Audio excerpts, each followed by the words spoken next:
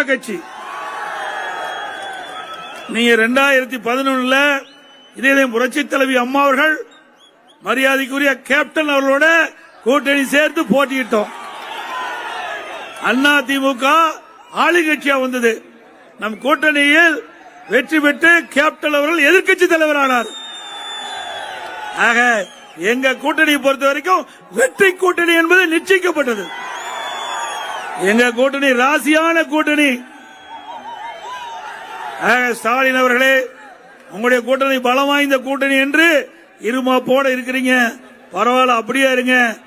ஆக தேர்தல் வருகிற 19ஆம் தேதி நடைபெறுகின்ற இந்த தேர்தலில் அனைத்து இந்திய அண்ணா திராவிட முன்னேற்ற கழகம் தமிழ்நாடு 39, பாண்டிச்சேரி 1, 40 இடத்திலும் அதிமுக கூட்டணி வெற்றி பெறும். அதிமுக வெற்றி பெறும்.